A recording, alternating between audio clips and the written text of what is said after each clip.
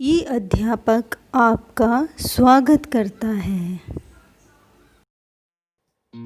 नमस्कार प्यारे बच्चों, कैसे हैं आप? आशा करती हूँ आप अच्छे होंगे। तो आज हम करेंगे टोपी शुक्ला के प्रश्नोत्तर। इससे पहले आपसे गुजारिश है मेरे चैनल को सब्सक्राइब ज़रूर करें। तो इसी के साथ हम शुरू करते हैं प्रश्नोत्तर। तो पहला प्रश्न है, इरफान टोपी शुक्ला की कहानी का महत्वपूर्ण हिस्सा किस तरह से है? उत्तर, इरफान टोपी शुक्ला दोनों गहरे दोस्त थे, एक दूसरे के बिना अधूरे थे, परंतु दोनों की आत्मा में प्यार की प्यास थी।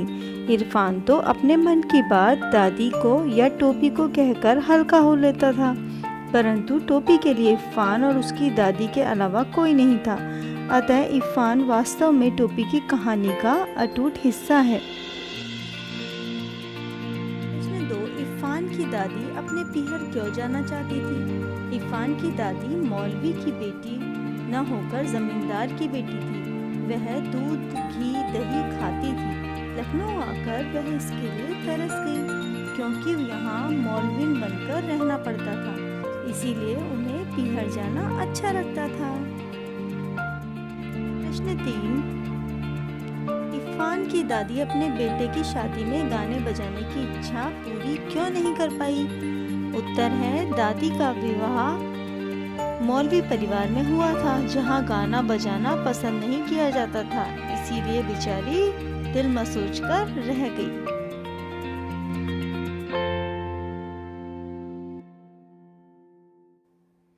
प्रश्न 4, अम्मी शब्द पर टोपी के घर वालों की क्या प्रतिक्रिया हुई?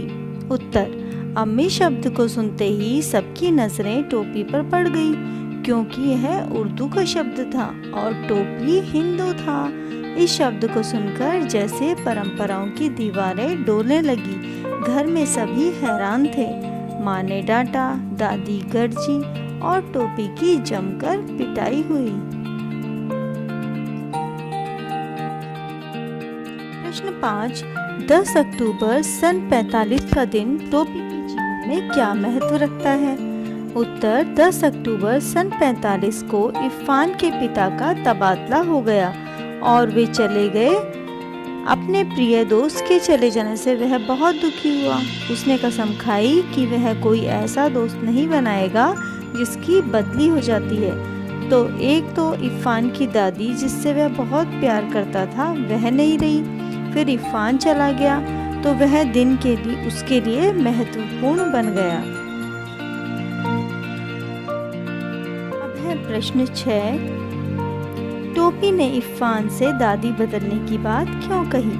उत्तर, इरफान की दादी टोपी को बहुत प्यार करती थी। उनकी मीठी मीठी बोली उसे तिल के लड्डू या शक्कर के गुड़ जैसी लगती थी। टोपी की माँ भी ऐसे ही बोलती थी, परंतु उसकी दादी उसे बोलने नहीं देती थी। उधर इरफान के दादाजी और अम्मी को उनकी बोली पसंद नहीं थी। अतः इरफान की दादी और टोपी की माँ दोनों एक ही स्वर की महिलाएं थी। यही सोचकर टोपी ने दादी बदलने की बात की। अब हम चलते हैं प्रश्न 7 की ओर। पूरे घर में इरफान को अपनी दादी से विशेष स्नेह क्यों था? उत्तर, इरफान की दादी उसे प्यार करती थी, हर तरह से उसकी सहायता करती थी। उसके अब्बू अम्मी उसे डांटते थे। उसकी बाजी और हुंजत भी उसको परेशान करती थी। दादी उसको रात में अनार परी, बहराम डाकू, अमीर हमला, गुलाब कली, हातिम ताई जैसी अनेक कहानियाँ सुनाती थी। इसी कारण वह अपनी दादी से प्यार करता था। प्रश्न 8, इरफान की दादी के देहांत के बाद टोपी को उसका घर खाली सा क्यों लगा? उत्तर, इरफान की दादी जितना प्यार इरफान को करती थी, उतना ही टोपी को भी करती थी। टोपी से अपनत्व रखती थी, उसे भी कहानियाँ सुनाती थी, उसकी माँ का हालचाल पूछती। उनकी मृत्यु के बाद टोपी को ऐसा लगा मानो उस पर से दादी की छत्र छाया ही खत्म हो गई। इसलिए टोपी को इरफान की दादी की मृत्यु के बाद उसका घर खाली सा लगने लगा। प्रश्न 9। टोपी और इरफान की दादी अलग अलग मजहब और जाति के थे, पर एक अनजान अटूट रिश्ते से बंधे थे। इस कथन के आलोक में अपने विचार लिखिए। उत्तर।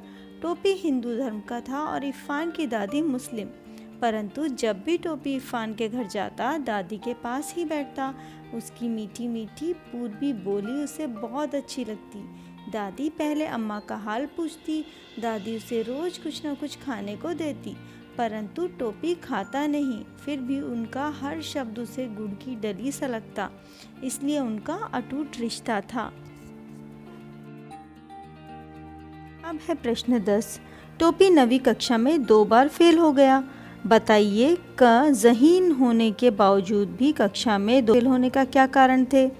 ख एक ही कक्षा में 2 बार बैठने से टोपी को किन भावनात्मक चुनौतियों का सामना करना पड़ा।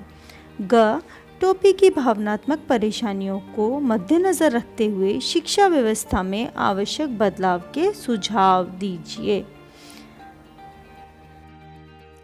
उत्तर। क के लिए टोपी बहुत ज़हीन यानी बुद्धिमान था, परंतु 2 बार फेल हो गया, क्योंकि पहली बार जब भी वह पढ़ने बैठता तो मुन्नी बाई को कोई न कोई काम निकल आता था। यह राम दुलारी कोई ऐसी चीज़ मंगवाती जो नौकर से नहीं मंगवाई जा सकती।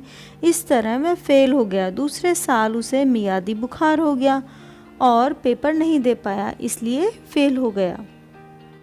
ख का उत्तर है पहली बार कक्षा छोटे बच्चों के साथ बैठना पड़ा।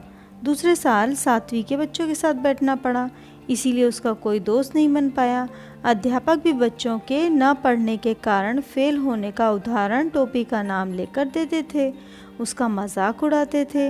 मास्टर भी उसे नोटिस नहीं करते थे, उससे कोई उत्तर नहीं पूछते, बल्कि कहते अगले साल पूछ लेंगे, या कहते इतने साल में तो आ गया होगा। इस तरह सभी उसे भावनात्मक रूप से आहत करते। फिर अंत में इन चुनौतियों को स्वीकार कर उसने सफलता प्राप्त की। ग का उत्तर है बच्चे फेल होने पर भावनात्मक रूप से आहत होते हैं और मानसिक संतुलन बिगड़ जाता है। वे शर्म महसूस करते हैं। इसके लिए विद्यार्थी के पुस्तकीय ज्ञान को ही न परखा जाए, बल्कि उसके अनुभव व अन्य कार्यकुशलता को भी देखकर उसे प्रोत्साहन देने के लिए शिक्षा व्यवस्था में बदलाव किया जा सकता है।